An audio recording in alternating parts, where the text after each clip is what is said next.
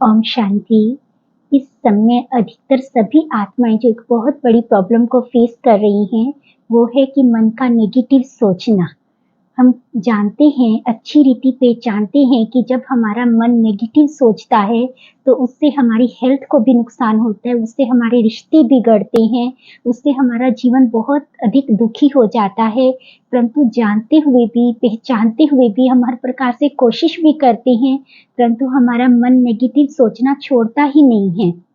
तो फिर हमको लगता है कि हमको क्या करना चाहिए। इसी नेगेटिविटी के कारण ही हमारे देश में डिप्रेशन रेट, सुसाइड रेट, है ना, टेंशन, स्ट्रेस सब बहुत बढ़ता जा रहा है। तो बहुत अधिक ज़रूरत है इस पर रोक लगाने के लिए। तो आज हम वो छोटे-छोटे से उपाय ढूँढते हैं और कोशिश करते हैं कि अपने मन से नेगेटिविटी को पूरी तरह से समाप्त करें, क्योंकि जब तक हमारा मन नेगेटिव सोचना बंद नहीं करेगा, तब तक हमको कभी भी जीवन का आनंद आ ही नहीं सकता है। तब तक हमको कभी भी परमपिता परमात्मा की अनेक आत्माओं की दुआएं मिल ही नहीं सकती हैं।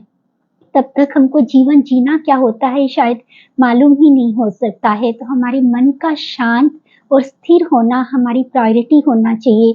तो आज हम इस पर बहुत अधिक अटेंशन देते हैं, अपनी तरफ से 100% प्रयास करेंगे, क्योंकि हमारे को सबसे पहले हमारे मन को तो हमको शांत करना ही है। तो सबसे पहले हम उसका कारण ढूंढते हैं, फिर हम उसका निवारण करेंगे। तो सबसे पहले जब भी हमारी हेल्थ बिगड़ती है, हम किसी भी डॉक्टर के पास जाते हैं तो डॉक्टर फर्स्ट प्रश्न हमसे ये पूछता है कि आज आपने डाइट में क्या लिया है। कहने का भाव ये है कि किसी के भी तन में बीमारी होती है तो उसमें मुख्यतः फर्स्ट कारण आता है कि उसकी डाइट कैसी है। उसी प्रकार आज अगर हमारा मन अस्वस्थ है, मन बहुत अधिक नेगेटिव सोचता है, तो सबसे पहले हमको अटेंशन देना चाहिए कि मेरा मन क्या कंज्यूम कर रहा है। जैसे तन का भोजन हम सब जानते हैं, लेकिन हमारे मन का भोजन है ये विचार, ये संकल्प, ये इंफॉर्मेशन। पहले वाले टाइम में इतना इंफॉर्मेशन के लिए अवेलेबल नहीं होती थी चीज़ें, लेकिन आज हर एक के हाथ में मोबाइल है। तो जितना जो चीज़ों की हमको ज़रूरत नहीं है, हम रात दिन इसमें इंफॉर्मेशंस डाले ही जा रहे हैं, और उसमें से मोस्टली क्या होती है, नेगेटिव होती हैं। क्योंकि हमारा मन रात दिन इस नेगेटिविटी को कंज्यूम कर रहा है, तो उसका कहीं ना कहीं इफेक्ट मन पर तो आएगा, जिससे फिर हमारा मन दिन प्रतिदिन वीक ही होता जा रहा है। तो सबसे पहले हमको अपने मन पर ध्यान रखना है कि मुझे अपने मन को क्या देना है और क्या नहीं देना है। देखिए, किसी को लगता है कि मन हमारा कहना नहीं मानता है। जैसे बच्चे होते हैं ना, तो उनको पता है हमारे को कि फास्ट फूड उनके लिए ठीक नहीं है, फिर भी बच्चों की दिल होती है कि हमको तो फास्ट फूड ही खाना है, क्योंकि वही उनको अट्रैक्ट करता है। अनहेल्दी होते हुए भी वो लोग फास्ट फूड खाते हैं, फिर उससे उनकी हेल्थ पर इफेक्ट तो आता है, परंतु फिर भी क्या पेरेंट्स उनको कहेंगे कि आपको जितना खाना है आप खाते रहो, है ना। पेरेंट्स की कोशिश क्या रहती है कि वो अपने बच्चों को इन चीज़ों से बचाएं, है ना, और उसके हिसाब से फिर वो अपने बच्चों को अलग अलग तरीकों से मतलब कोशिश करते हैं, जिससे कि वो कम से कम वो उन चीज़ों को कंज्यूम करे, जिससे कि वो सदा हेल्दी रहें।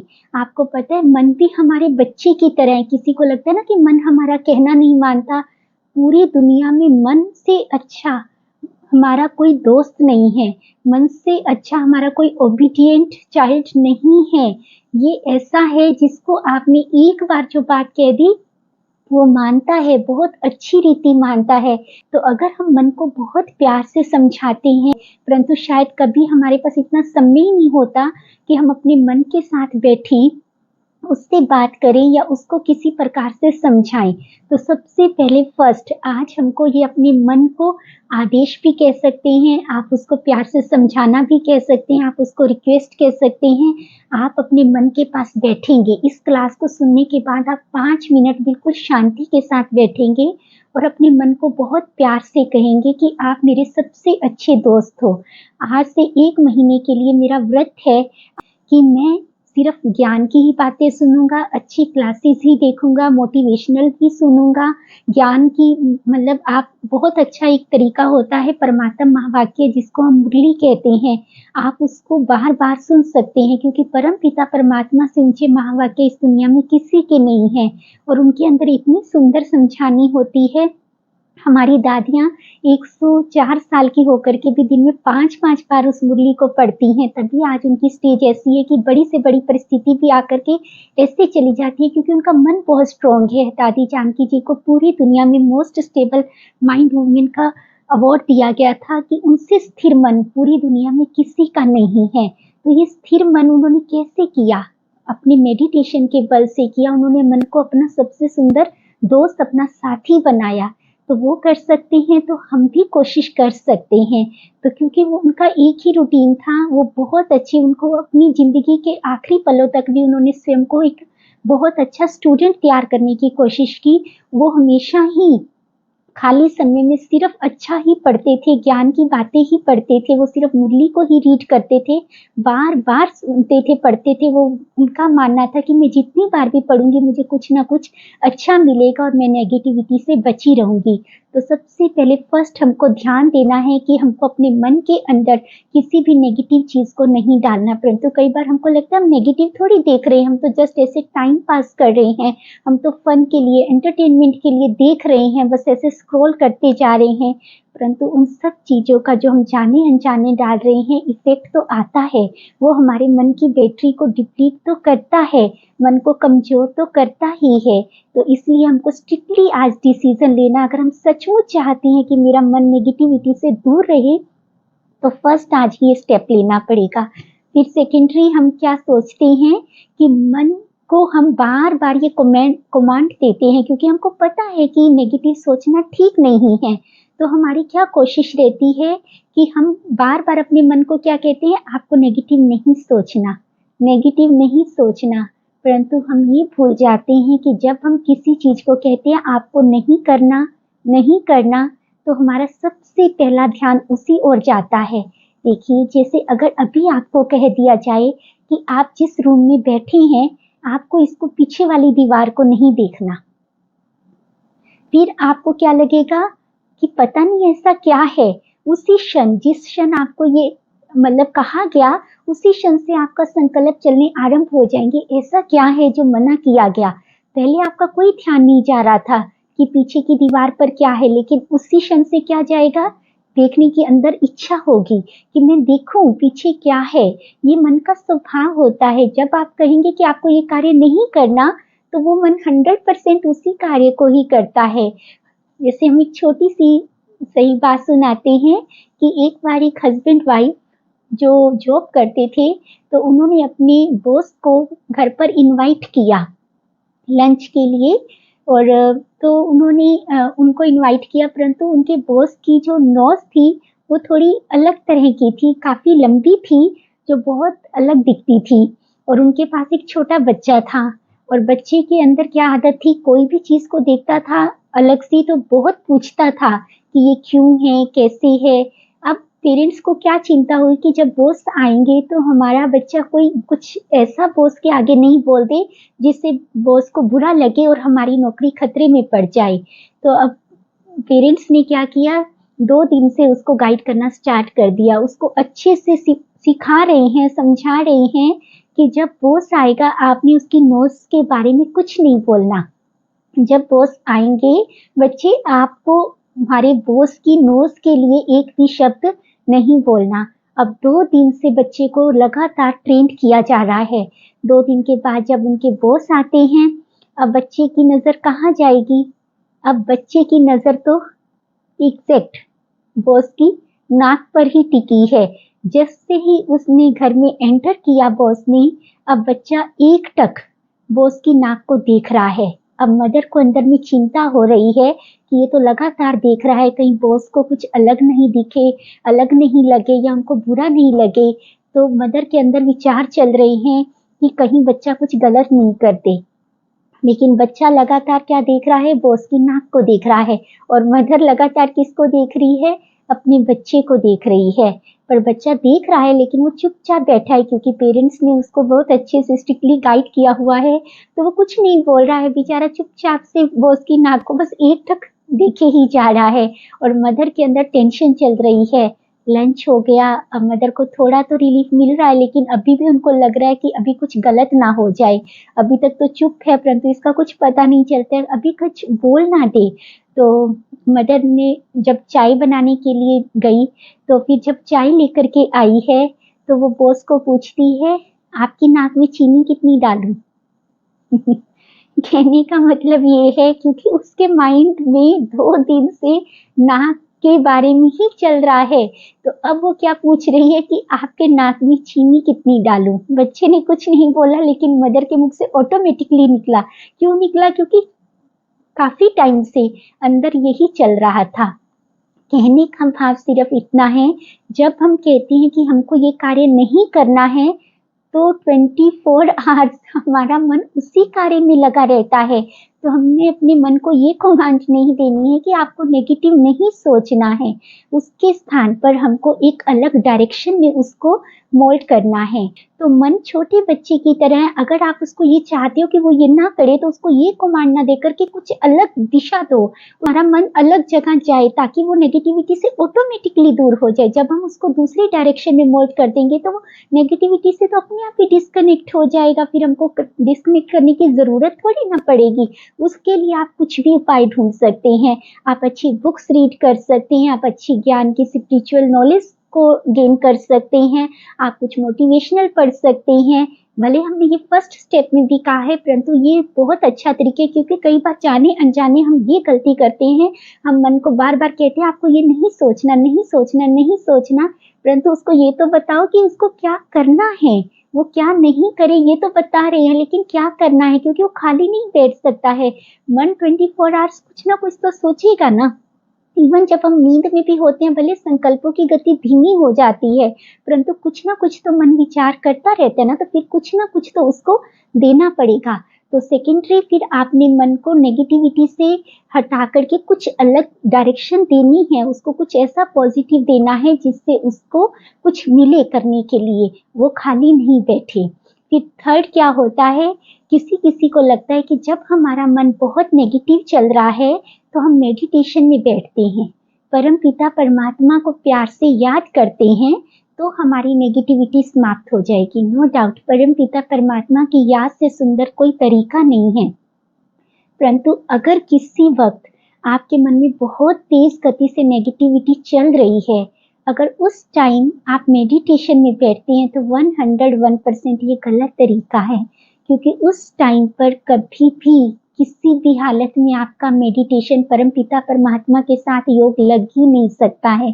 आप कभी भी आजमा करके देख लेना, अगर किसी के साथ आपकी कोई बातचीत हुई है और फिर आप योग में बैठे हैं, तो परमात्मा पिता से आपका माइंड कभी भी कनेक्ट होगा ही नहीं, आपका कनेक्शन जुटेगा ही नहीं। आपका कनेक्शन तो उस वक्त उसी आत्मा से ही जुड़ा रहेगा, क्योंकि उस समय तो आपने मन को और अधिक शांति में बिठा दिया, तो जो उसके अंदर चल रहा है और अधिक तेज गति से चलेगा। आप घंटा बैठिए, 1.5 घंटा बैठिए, लेकिन आपका मन उसी आत्मा से ही कनेक्ट रहेगा, उसी के विचार ही आपके मन में घूमते रहेंगे। कभी भी आपका योग परमात्मा पिता के साथ नहीं लगेगा। तो फिर हम क्या करें? योग नहीं करें तो फिर हम क्या करें? तो इसका परम पिता परमात्मा बहुत सुंदर तरीका बतलाते हैं। उस समय आप अपने मन को सेवाओं में बिजी कीजिए, क्योंकि मन को बिजी करना तो बहुत जरूरी है। अगर हम खाली रखेंगे तो और ही खरपतवार उग जाएगा, मतलब और ही अलग तरीके से विचार आने आरंभ हो जाते हैं, क्योंकि मन को बहुत अच्छा तरीका आता है छोटी सी बात को बहुत बड़ा बना देना। तो बात होगी छोटी सी साथ में, जब परंतु हम शांति में बैठे हैं, तो वो विचार कई गुना होकर के कितनी बड़ी बात बन जाएगी, शायद हमको भी अंदाजा नहीं होता है। तो परमात्मा पिता कहते हैं उस समय आप सेवाओं में अपने आप को बिजी कीजिए। उसका क्या तरीका होता है, क्योंकि मन डाइवर्ट हो जाएगा। सेवाओं में करना इजी है, क्योंकि उसके लिए मन को कुछ विशेष कार्य नहीं करना पड़ता है, तन द्वारा सेवा होती है, तो मन ऑटोमेटिकली इसमें बिजी होना शुरू हो जाता है। दूसरा क्या होता है, जैसे अगर आपने परमात्मा पिता के घर जाकर के सेवा की है, तो ये बहुत सुंदर है। हाँ, नहीं तो आप अपने घर पर भी कर सकते हैं, परंतु कार्य ऐसा कीजिए जिससे आपको अनेकों की दुआएं मिले। चाहे वो आप अपने घर पर करिए, परमात्मा पिता के घर जाकर के करेंगे, तो वहां आने वाली आत्माओं की, वहां की निमित्त आत्माओं की आपको दुआएं मिलेंगी। वो दुआएँ आपके मन को शक्ति देती हैं, वो पावरफुल बनाती हैं। दूसरा, सेवा करने से भी आपके अंदर खुशी आती है, वो खुशी भी आपके मन को शक्तिशाली बनाती है। तो ये जो दुआएँ होती हैं ना, ये मन को बहुत अधिक पावर देती हैं, शक्ति देती हैं।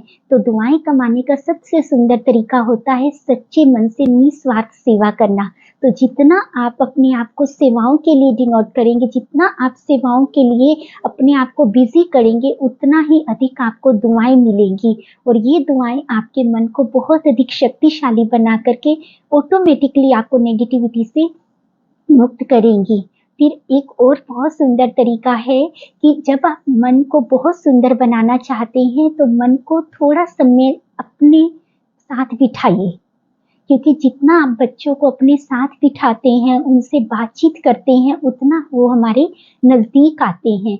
तो अपने लिए कुछ समय ज़रूर निकालिए। कुछ लोग कहते हैं हमारे पास मरने की भी फुर्सत नहीं है, परंतु ये सिर्फ कहने की बात होती है। अगर आप चाहें तो आप अपने लिए, अपनों के लिए, सबके लिए समय निकाल सकते हैं। तो उसके लिए आपको प्रतिदिन समय निकालना है। उस समय के दौरान आप अच्छी स्टडी कीजिए और अपने आप को मेडिटेशन के लिए प्रिपेयर कीजिए।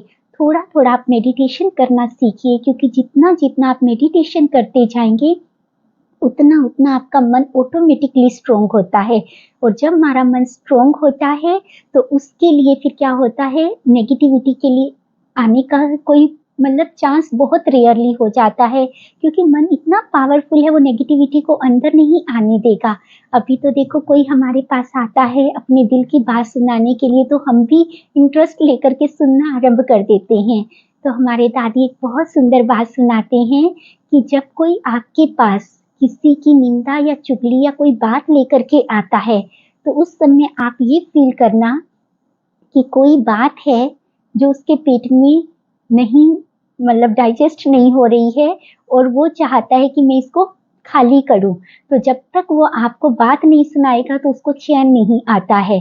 तो फिर वो हमारे को ढूँढता है। जैसे किसी ने भोजन किया, लेकिन उसको भोजन डाइजेस्ट नहीं हो रहा है, तो फिर वो क्या करता है, उसको वॉमिट होती है।